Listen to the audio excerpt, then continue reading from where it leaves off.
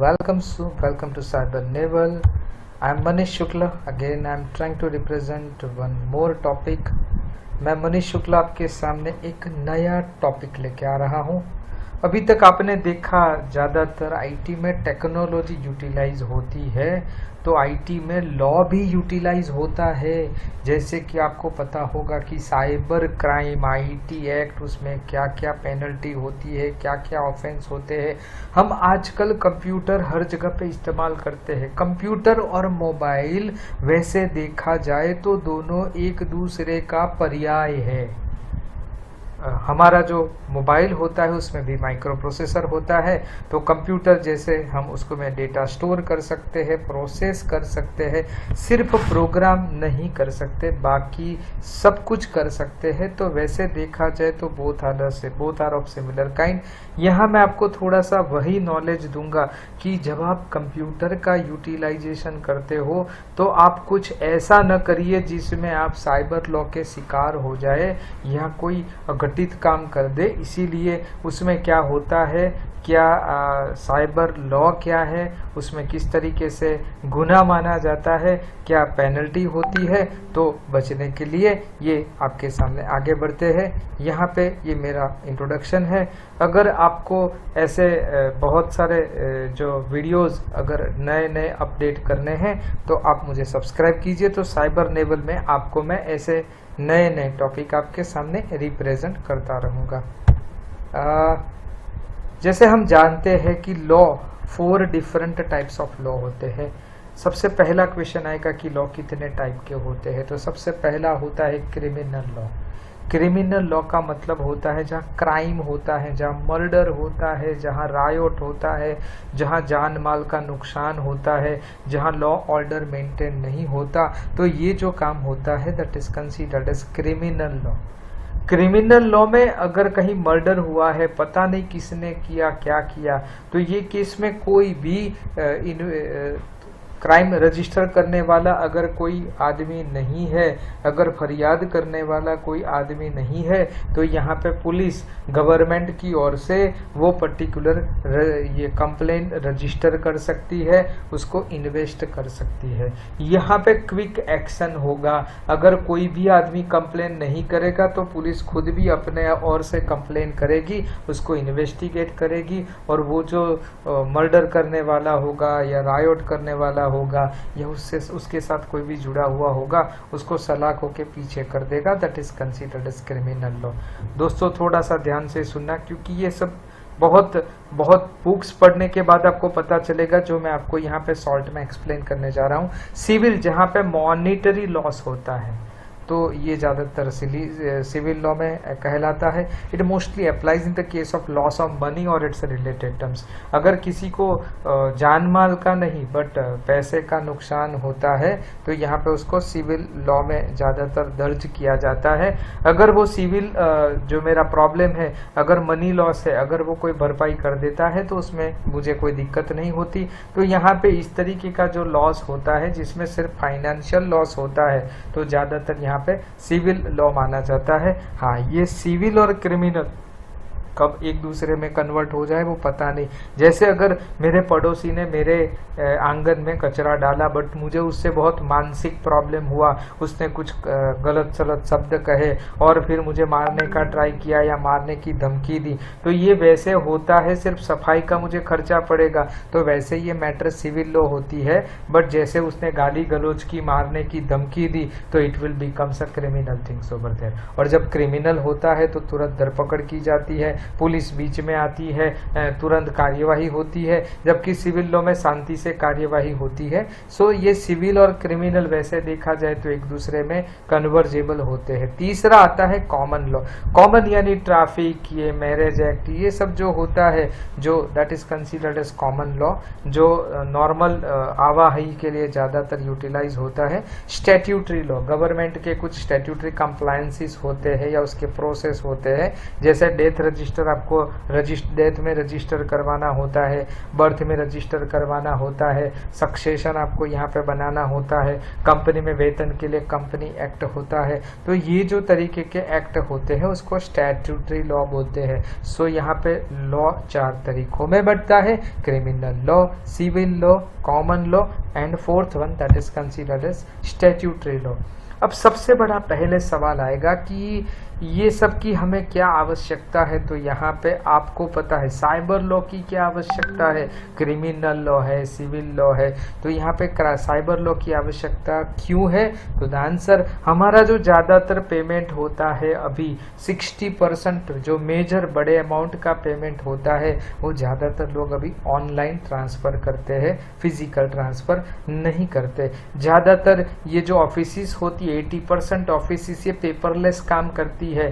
काफ़ी सारी MNCs में ज़्यादातर काम पेपरलेस होता है। यहाँ पे देखा जाए तो यहाँ तक कि जो शेयर मार्केट में डीमेट अकाउंट होता है ये शेयर के सर्टिफिकेट नहीं होते, पहले के ज़माने में हुआ करते थे। अभी आपको वो पेपरलेस हो गए हैं, यानी डीमेट अकाउंट में वो आपके डीमेट अकाउंट में ट्रांसफ़र होंगे, वहाँ से आप बेच सकते हो, वहाँ पे आप खरीद सकते हो, आपको पेपर का एक टुकड़ा भी नहीं मिलेगा, वो आपके अकाउंट में यहाँ पे डिपॉजिट हो जाएगा। ज़्यादातर जो इंटरनेशनल एग्ज़ाम्स होते हैं जैसे माइक्रोसॉफ्ट का सर्टिफिकेशन होता है, जावा का सर्टिफिकेशन होता है, प्रोजेक्ट मैनेजमेंट का सर्टिफिकेशन होता है, तो ये SAP का सर्टिफिकेशन होता है, तो ये जितने भी इंटरनेशनल सर्टिफिकेशंस या मेरिट्स होता है ये भी ज़्यादातर ऑनलाइन लिए जाते हैं और उसका जो रिजल्ट आता है, उसका जो सर्टिफिकेट आता है वो भी ऑनलाइन होता है। उसमें आपका एक यूनिक ID जनरेट होता है जिससे आप वो कम्युनिकेट कर पा सकते हो। Okay, as a Microsoft certified trainer I know that things, that's why I would like to share it with you. Now ज़्यादातर अभी मार्केट में ई-बुक्स चल रहे हैं, यानी लोग फिजिकल बुक्स नहीं प्रीफर करते क्योंकि पर्यावरण का नुकसान होता है, पेड़ ज़्यादा नहीं काटने चाहिए, इसीलिए फिजिकल बुक्स भी अभी ज़्यादातर ई-बुक्स में कन्वर्ट की जाती है। ई-बुक्स का फ़ायदा ये रहता है कि आप उसमें कॉपी कर सकते हो, किसी के साथ शेयर कर सकते हो, ये सब बेनिफिट आपको मिलेगा। उसमें ऑनलाइन बैंकिंग भी होता है, ये सब कुछ आज न्यूज़पेपर होता है, ये सब कुछ नावडेज ऑनलाइन होता है। M-कॉमर्स, मोबाइल कॉमर्स, ई-कॉमर्स ये आजकल एसेंशियल हो गया है, लोग इसका सबसे ज़्यादा इस्तेमाल करते हैं। अगर मुझे लाइसेंस निकलवाना है तो RTO में भी ऑनलाइन मुझे एप्लीकेशन करना पड़ेगा, मुझे पासपोर्ट निकलवाना है तो वापस मुझे ऑनलाइन पासपोर्ट एप्लीकेशन करना पड़ेगा, यहाँ तक कि मुझे रेलवे टिकट निकलवाना है तो भी मुझे उसमें ऑनलाइन काम करना पड़ेगा, या प्लेन की टिकट निकलवानी है तो भी मैं ऑनलाइन यहाँ पे ये एजेंसी पे काम करूँगा। तो ये सब कुछ अभी ऑनलाइन होता है। अब ये सब जो ऑनलाइन होता है तो उसमें देखा जाए ये सब जो ऑनलाइन होता है तो उसको अच्छे से करने के लिए यहाँ पे 2008 में इंडियन गवर्नमेंट ने एक लॉ बनाया that is considered as IT act, उसको नाम दिया गया। 2000 में बनाया था, उसको अमेंड किया, उसमें चेंजेस किया, so that is considered as amendment act. कोई भी चीज़ में अगर कोई बदलाव लाया जाता है एक्ट में तो उसके लिए ये वर्ड यूटिलाइज होता है अमेंडमेंट एक्ट। यहाँ पे सबसे पहले IPC तो था ही, आपको पता होगा, इंडियन पिनल कोड, ताजीराते हिंद जिसको बोलते हैं।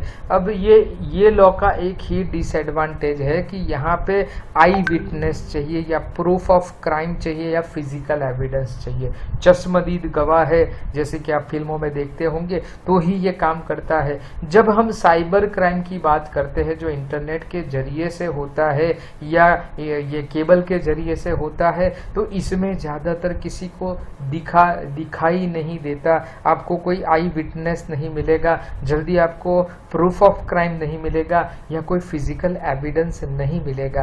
ये इंडियन पिनल कोड है बहुत अच्छा, बट ये साइबर लॉ के लिए बेअसर होता है क्योंकि उसमें ये सब नहीं होता, इसीलिए ये साइबर लॉ का गठन किया गया। इंफॉर्मेशन टेक्नोलॉजी अमेंडमेंट एक्ट, उसको 2008 में और सख्त बनाया गया, पार्लियामेंट ने उसको पास किया। जब ये मुंबई में टेररिस्ट अटैक हुआ उसके तुरंत बाद ये पर्टिकुलर संसद में पारित किया गया 26 नवंबर 2008 को। ओके अब इसके फीचर्स क्या है, तो यहाँ पे कुछ उसके फायदे हैं। ऑनलाइन डॉक्यूमेंट या डिजिटल सर्टिफिकेट किस तरीके से बनता है, डिजिटल सिग्नेचर का रिकॉग्नाइजेशन कैसे किया जाता है, ऑफेंसेस किस तरीके से दर्ज होते हैं, जस्टिस डिस्पेंसन सिस्टम किस तरीके से काम करते हैं, यानी साइबर क्राइम किस तरीके से होता है, डेटा की प्राइवेसी किस तरीके से की जाए, इंफॉर्मेशन की सिक्योरिटी किस तरीके से रखी जाए, अगर मुझे कोई गाइडलाइन कॉरपोरेट के लिए बनानी है तो किस तरीके से बनाई जाए, ये सब इसके सबसे ज़्यादा फीचर्स है। बेयर एक्ट में ये सब कुछ क्लियर किया गया है। हम जानते हैं कि कोई भी कंपनी की अगर बात होती है तो data that is considered as wealth होता है। तो यहाँ पे साइबर क्राइम की एग्जैक्ट डेफिनेशन नहीं दी जाती, इसीलिए इसको इस तरीके से डिफाइन किया गया है कि any behaviour that targets the security of computer system और कंप्यूटर नेटवर्क और data processed by them that is considered as, अगर ऐसा कोई इलीगल बिहेवियर होता है, जैसे कंप्यूटर को नुकसान पहुंचता है, कंप्यूटर के डेटा को नुकसान पहुंचता है, या कंप्यूटर के नेटवर्क के जरिए अगर आप कोई भी इलीगल काम करते हो, तो ये ज़्यादातर साइबर लॉ में गिना जाता है। साइबर लॉ की जब बात होती है तो एप्लीकेबल कहाँ कहाँ होता है, तो सबसे पहले हैकिंग और अनऑथराइज्ड एक्सेस में ये यूटिलाइज होता है।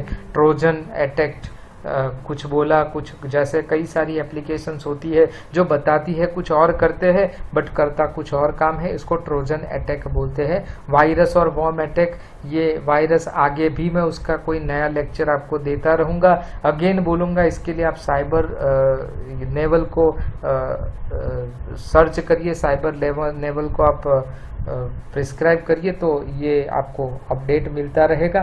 तो वायरस और वॉर्म क्या होता है, उसमें क्या दिक्कत होती है, तो ये आपको जानने को मिलेगा। Email attack that is considered spoofing होता है, स्पैमिंग होता है, जो रिले चैट में जो क्राइम होता है, तो ये सब कुछ साइबर लॉ में एप्लीकेबल होता है। डिनाइल ऑफ सर्विस जिसको ज़्यादातर डॉस अटैक बोला जाता है, वो भी यहाँ साइबर क्राइम में सम्मिलित है। पोर्नोग्राफी या कोई डॉक्यूमेंट की फॉर्जरी करना, क्रेडिट कार्ड रिलेटेड कोई क्राइम करना, अगर ई कॉमर्स या सेल्स रिलेटेड कोई गलत फ्रॉड करना, या कोई ऑनलाइन गैम्बलिंग करना, या ऑनलाइन लॉटरी करना, ये सब कुछ साइबर लॉ साइबर क्राइम के लिए एप्लीकेशंस माने जाते हैं। यहाँ पे देखा जाए तो कुछ सेक्शंस जो ज़्यादातर आपको जानने चाहिए, ये यहाँ पे मैंने दिखाए, जैसे सेक्शन 43 है, अगर कोई पर्टिकुलर कंप्यूटर को आप डैमेज करते हो, जानबूझ के उसमें कुछ गलती करते हो, या जानबूझ के उसकी सिक्योरिटी क्रैक करने का ट्राई करते हो, तो यहाँ 3 साल का इम्प्रिजनमेंट रहेगा और 2 साल का आपको पेनल्टी रहेगा।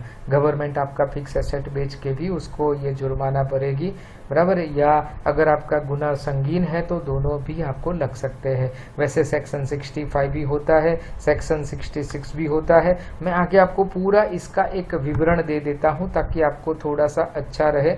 66A ये ज़्यादातर ऑफेंसिव मैसेज अगर आप गलत किसी को भेजते हो तो ये ज़्यादातर आजकल लागू होता है। 66C that is punishable for identity, अगर किसी के आइडेंटिटी का चोरी करके अगर आप कुछ करते हो तो उसमें 66C ज़्यादातर एप्लीकेबल होता है। यहाँ पे मैंने उसका पूरा विवरण दे दिया है ताकि आपको ज़्यादा अच्छी तरीके से पता चले।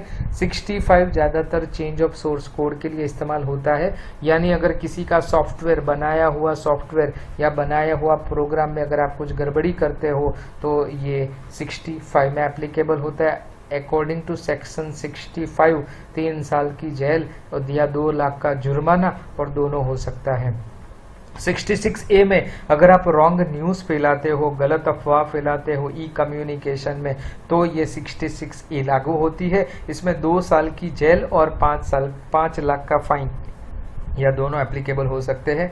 66B use of sale of theft that is communication device, अगर आप कोई चोरी किए हुए कोई पर्टिकुलर कम्युनिकेशन डिवाइस का या मोबाइल का यहाँ पे इस्तेमाल करते हो या किसी को बेचते हो तो 66B लागू होगा। इसमें लैपटॉप या कोई भी इलेक्ट्रॉनिक इंस्ट्रूमेंट का चोरी किया हुआ चीज अगर पार्ट्स आप बेचते हो तो ये 66B आपके ऊपर लागू होगा। 3 साल का जेल होता है, 1 लाख का जुर्माना होता है, या दोनों एप्लीकेबल एप्लीकेबल होते हैं। 66C अनऑथोराइज्ड पासवर्ड या सिग्नेचर किसी का इस्तेमाल करते हो, क्रैक करते हो या हैक करते हो तो 66C लागू होती है, उसमें भी 3 साल का जेल और 1 लाख का जुर्माना होता है। 66D अगर आप कोई communication cheating using communication resources, अगर आप कम्युनिकेशन रिसोर्सेज को यूज़ करके यानी गलत अकाउंट इस्तेमाल करके अगर आप किसी के साथ चीटिंग करते हो तो 66D लागू होती है, उसमें 3 साल का जेल होता है, 1 लाख तक का जुर्माना हो सकता है।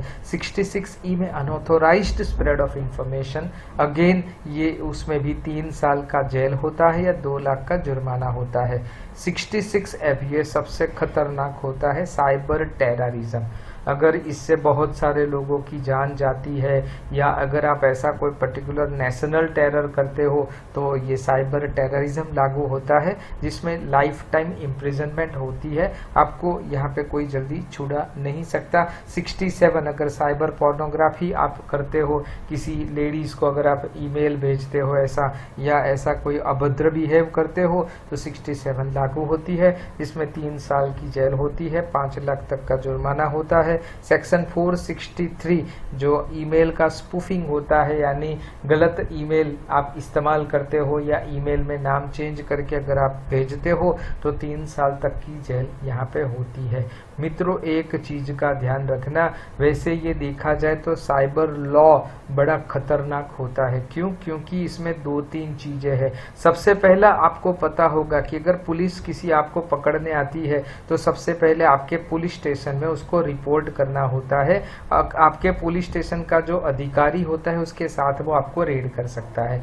दूसरा, उसको अगर आपकी धरपकड़ करनी है तो वारंट लेके उसको आना पड़ेगा, तभी वो कर पाएगा। ओके, यहाँ पे तीसरा वो आपको पकड़ के पुलिस स्टेशन में रखेगा, दूसरे दिन आपको कोर्ट में पेश करेगा और आगे बढ़ेगा। यहाँ साइबर लॉ में सबसे बड़ा एक प्रॉब्लम है कि ये सब कुछ यहाँ पे नहीं होता, यानी अगर आप साइबर क्राइम करते हो तो साइबर क्राइम का अधिकारी आपके पुलिस स्टेशन में शायद इन्फॉर्म नहीं भी करेगा, सीधा आपको पकड़ के अंदर ले जा सकता है। ओके, वो आपको पुलिस स्टेशन नहीं ले जाएगा, सीधा डायरेक्ट जेल में भी डाल सकता है। पुलिस स्टेशन में ले ही जाना है ऐसा यहाँ पे कोई रूल नहीं है। काफी सारे साइबर लॉ के गुने में बेल नहीं मिलती, यानी आपको वहां से निकलने नहीं दिया जाएगा, इसीलिए ये गुनाह जो होता है वो थोड़ा सा संगीन माना जाता है। वैसे देखा जाए तो काफी सारे लोग गेम में या ऐसे ही मस्ती में इसका गलत इस्तेमाल करते हैं। ये वीडियो बनाने का ये जो मेरा प्रयत्न है वो वही है कि ज्यादातर लोग कहीं पे अगर इसका कोई गलत इस्तेमाल कर रहा है या करता है या करना चाहता है या सोचता है तो प्लीज वो चीज अपने दिमाग से निकाल दीजिए, क्योंकि वो आपके लिए अच्छा नहीं होगा। और अधिक जानकारी के लिए साइबर नेवल को सब्सक्राइब कीजिए, और अगर कुछ नया टॉपिक आप जानना चाहते हो तो आप मुझे ये पर्टिकुलर चीज में सब्सक्राइब करके लिख सकते हो। Thank you very